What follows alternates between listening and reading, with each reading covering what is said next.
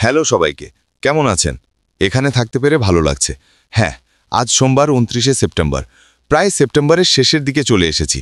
আর আমি জানি না আপনি কোথায় আছেন, তবে অন্তত এখানে যুক্তরাজ্যে একেবারেই শরতের আমেজ চলে এসেছে। এক সপ্তাহের মধ্যেই যেন রাতারাতি বদলে গেছে। রাতারাতি। কিন্তু আজ আবার সুন্দর একটা দিন, তাই অভিযোগের কিছু নেই। যাই হোক, আপনাদের আপডেট দিই। আপনি যদি না দেখে থাকেন বা না শুনে থাকেন, প্রায় 12 ঘন্টা আগে, হয়তো একটু বেশি, আপনার ওইএসে একটা নতুন পপ আপ এসেছে। এটা ও নিউজ না, এটা একটা পপ আপ। তাই গিয়ে একবার দেখে আসুন। আর আমাদের সিইও অ্যাশের কাছ থেকে শোনা সত্যিই ভালো লাগলো। তিনি সব খুঁটিনাটি না বলেই মূলত ধন্যবাদ জানিয়েছেন আমাদের গ্লোবাল ওয়েবিনারে উপস্থিত থাকার জন্য, আর সেখানেও কিছু বাড়তি তথ্য দিয়েছেন। তাই যদি এখনও না দেখে থাকেন, দেখে নিন। সেটা এখনও আপনার ওইএসে আছে। আরও আমি আশা করি আপনি আমার গতকালের রিক্যাপটা দেখার সুযোগ পেয়েছেন। আমাদের সিইও থেকে আমি একটা ছোট মেসেজ পেয়েছিলাম যে উনি ভেবেছেন এটা খুব ভালো হয়েছে।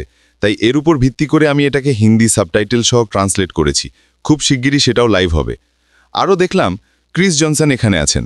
উনি দারুণ কাজ করেছেন। ওটা রিক্যাপ ছিল না, বরং গতকাল তার নিজের ভাবনা ছিল। দারুণ লেগেছে সেটা। আর যখনই ওটা ডাউনলোড করা যাবে, আমি এটাকে এই চ্যানেলে আপলোড করব। সাথে জিম হকিন্সেরটাও উনিও একটা করেছেন, সেটাও এখানে থাকবে। খুব ভালো লাগছে যে অনেকেই নিজেদের ইউটিউব চ্যানেলে ভিডিও করছেন। আমি এখন যা বলবো তা হলো, আমি আমাদের সিইওর ওয়েবিনার নিয়ে আজকে খুব বেশি কিছু বলবো না। ওটা কাল পর্যন্ত তুলে রাখছি। তাই শুধু আজকের জন্য যারা কিছু চিন্তায় আছেন, যেমন ওইএসে লগ ইন করতে পাচ্ছেন না, সামনে কিভাবে এগোবেন, যদি একাধিক অ্যাকাউন্ট থাকে তাহলে কি করবেন, কেওয়াইসি কেমন হবে, অনুমোদন পেতে কি করতে হবে, এই ধরনের সব প্রশ্ন নিয়ে আমরা আমাদের সিইওর সঙ্গে যোগাযোগ করছি কয়েকটা বিষয় পরিষ্কার করার জন্য। আর কালকে আমার নিয়মিত আপডেটে আমি এগুলো নিয়ে আপনাদের আরও পরিষ্কার ধারণা দেব। তবে এইটুকু বলা নিরাপদ, কেউ পিছনে পড়ে থাকবে না, সবাই এগোতে পারবে ব্রিজিং এরিয়াতে, যাকে ক্রিস স্টেডিয়াম বলছে, বিজয়ের ময়দান ভিক্টরি উইথ অ্যাশেও। তাই দুশ্চিন্তা করবেন না, আতঙ্কিত হবেন না, আমরা সামনে এগোচ্ছি। একটা উপদেশ, যেহেতু আমরা এখানে আছি, আমাদের সিইও বলেছেন পুরনো কিছুই সামনে এগোবে না, ঠিক আছে?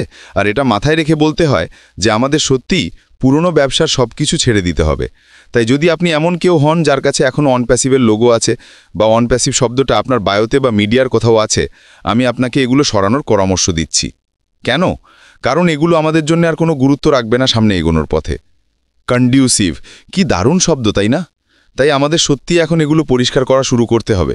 আমি নিজেও ঠিক ক্রিস যেটা পরামর্শ দিয়েছেন সেটা করছি আমার ইউটিউব চ্যানেলে। আমি সব পুরনো ভিডিও ডিলিট করছি, কারণ এগুলো আর আমার কোনো কাজে আসবে না। আমি চাই নতুন করে শুরু করতে, একটা প্রফেশনাল দৃষ্টিভঙ্গি নিয়ে, যেটা আমাদের করতে হবে।